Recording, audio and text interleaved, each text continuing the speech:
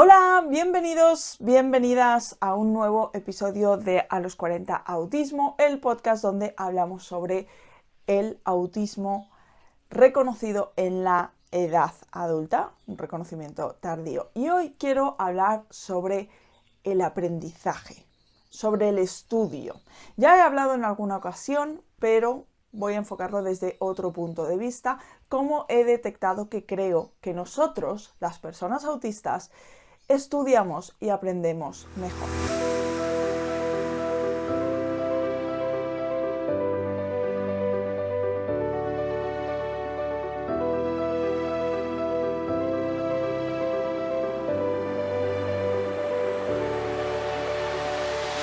Bueno, como digo, nuevo episodio, vamos a hablar sobre aprendizaje, sobre cuál creo que es una manera que nos sirve mucho, que nos ayuda mucho a las personas autistas a enfrentarnos a un nuevo aprendizaje, ya sea en una formación reglada, como puedan ser unas clases, ¿de acuerdo? O cualquier cosa de la vida cotidiana, ¿de acuerdo?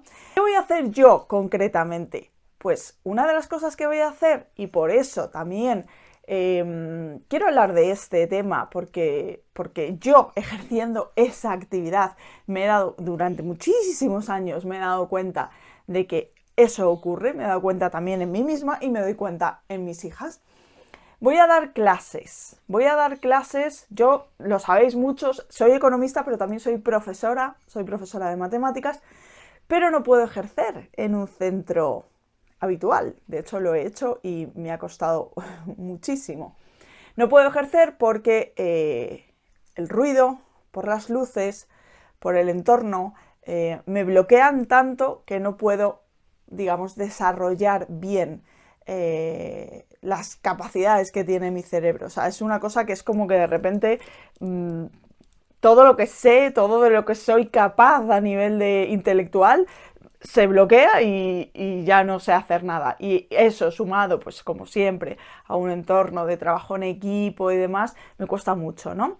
Entonces, desde hace muchos años sé que eso es así, que yo no puedo ejercer así, y cuando me di cuenta, pues empecé a trabajar en tema de academias y demás. Es decir, sigo dando clase porque es algo que me apasiona, que me encanta, que disfruto un montón, y que la gente a la que le doy clase generalmente, diría casi en todos los casos, acaban muy contentos porque no solo te enseño la asignatura, sino intento conectar contigo, intento conectar y desbloquear los motivos por los que no eres capaz de sacar esa asignatura, ¿no? Estoy hablando de adultos, doy clases a adultos, y estoy hablando de niños, ¿vale? Y como digo, pues llevo muchos años ejerciendo la docencia de esta manera que mi cerebro me permite, mi cerebro autista me permite, ¿no? Por el tema sensorial y demás. Si no, también voy a estar dando clases online, ¿de acuerdo? De hecho, llevo mucho tiempo también dando clases online porque estamos muy enfocados también en tema de neurodivergencias, ¿de acuerdo? He tenido muchos alumnos con autismo, con déficit de atención y demás, incluso antes de saber que yo era autista, y bueno, pues es distinto, ¿no? Hay que saber entender una serie de cosas y la forma de dar las clases y tal es distinto. Así que si estás en ese caso, escríbeme por privado y hablamos. Porque habíamos hablado de meditación. Seguiré sacando vídeos. Lo sé, había dicho que íbamos a hablar de meditación en el canal y no hemos hablado de meditación. ¿Qué ha pasado? Se ha metido el verano y, o sea, cambio de rutina total y mi cerebro colapsa, ¿vale? Pero volvemos a la rutina. Hoy, de hecho, es el primer día de cole, por lo tanto, volvemos a la rutina. Mi cerebro poco a poco irá volviendo a su sitio y seguiré sacando vídeos sobre meditación. Pero si quieres venir a clases de meditación, también las voy a estar dando muy posiblemente los sábados por la mañana, viernes por la tarde, ¿vale? Pero esto todavía está un poco en el aire, así que si te interesa, que sé que hay por ahí algunas personas a las que les interesa, que ya me lo han dicho, pues me lo comentas, ¿vale? Porque los grupos tampoco pueden ser muy grandes, no deberían ser muy grandes, no sea que al final nos quedemos sin plaza. Venga, entonces, aprendizaje. ¿Cómo trabaja, digamos, nuestro cerebro? Pues trabaja o por imágenes o trabaja por patrones. Pero yo he detectado que en la enseñanza de las matemáticas especialmente, en otras cosas también, pero en la enseñanza de las matemáticas, aunque tú seas muy visual, y esto también sirve para neurotípicos, la necesidad de un patrón se hace como más evidente. Realmente al final las matemáticas de alguna forma trabajan con patrones, porque,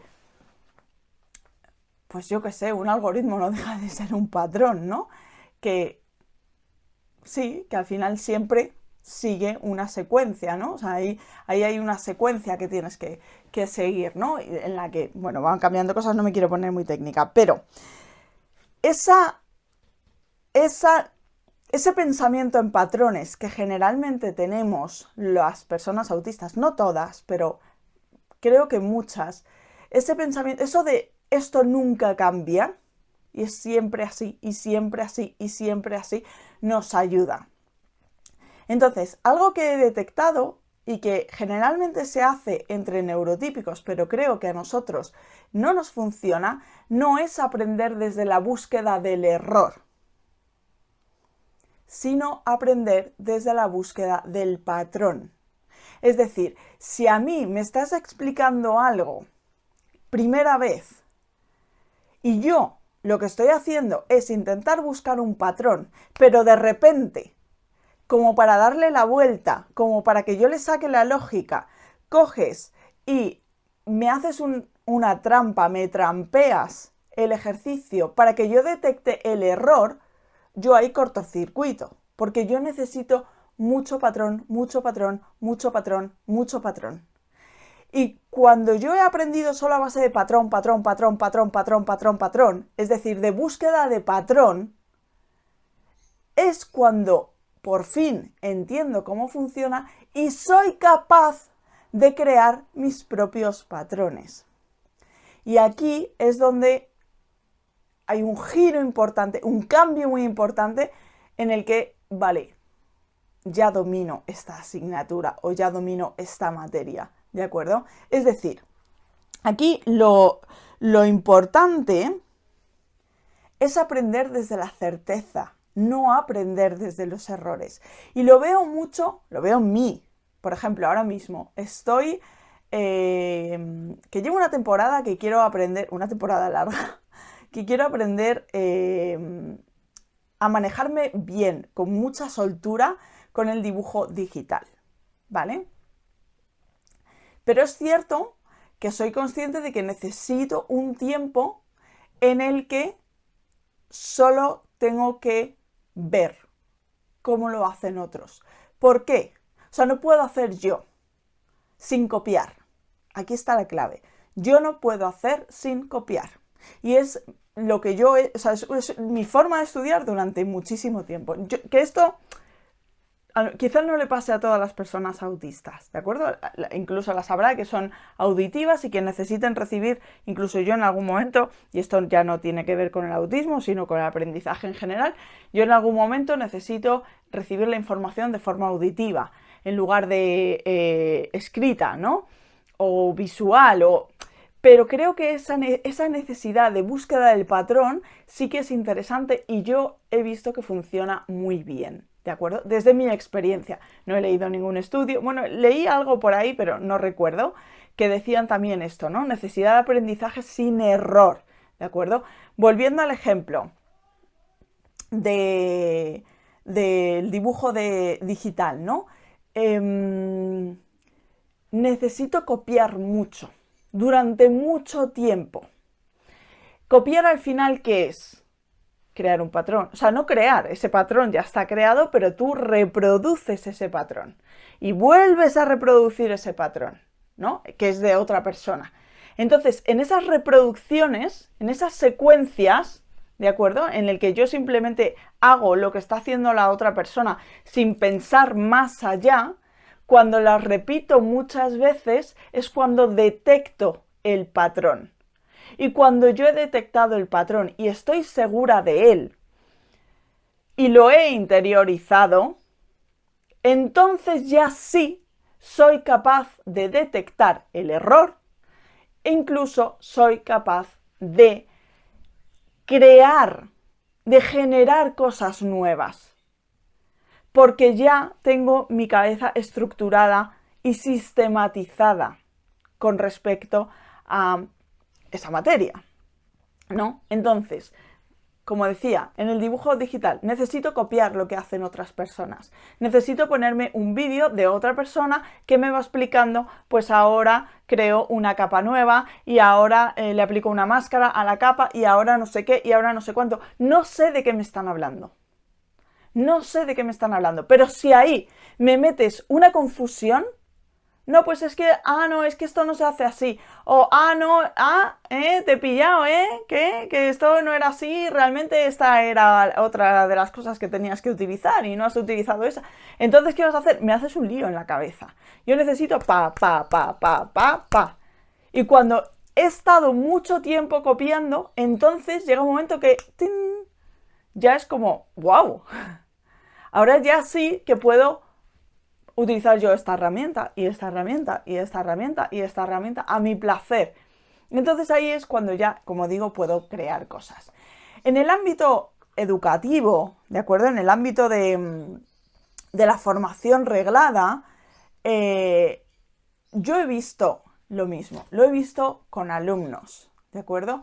Tengo una alumna en concreto, es autista, y ella